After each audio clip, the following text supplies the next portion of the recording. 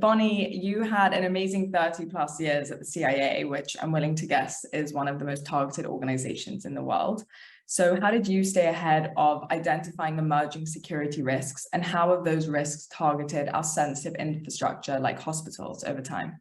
The idea that somehow or other we only have to look at the system side to be secure is naive, because the physical infrastructure is so much more important in that space. If I can access it physically, then I could get to it some other way. I think that's a piece that in my early days at Atari, I think I shared with you a while back, working on the hardware side of Atari when they were building the Atari computer, which never went anywhere. It was really starkly apparent to me the difference between the software and the hardware engineers. And I think so much of that plays out today in what we've got going on, and that everybody's looking at the network side. If I see activity on the network, it's fine. But if I don't see it on the network, then I must be okay. And that, I think, has been a big shift in how we think about this space that we're in. Everything that I want, I mean, I would tell you from the intelligence perspective, everything I want is on somebody's computer, or it's on a server, or it's someplace that I can access it if I can figure out how to get to it. In the old days, I just had to get to a person. Seems so easy now when I look back at it, but it seemed hard at the time. And I think that's really been what the shift is. A lot of the hospital systems don't view themselves, as Joseph mentioned, as technology organizations. And I read a book called DevOps for Dummies a while back. And one of the key sentences that they stated in that book was, all organizations that rely on technology to do their business are not technology companies.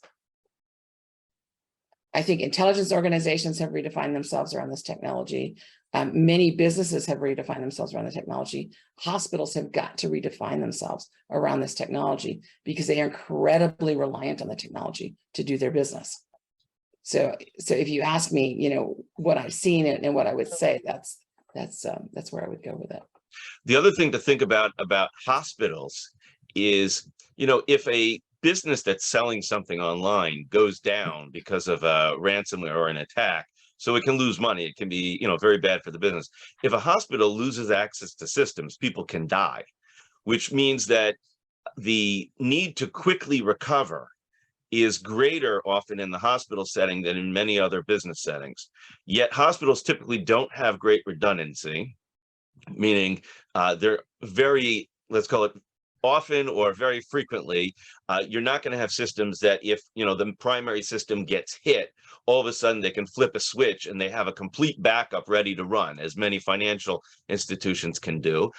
So systems, if they go down, can be a catastrophic situation, which also means from the criminal's perspective, hospitals are likely to pay ransom, because even if they could restore from a backup, you know, if it's going to take them 5 hours and they're in the middle of doing surgeries, you know, paying the money is better than people dying. So they all, besides this problem that Bonnie and I both described of, you know, they're not viewing themselves as technology organizations when they're running a ton of sophisticated connected technology, they're also terrific targets.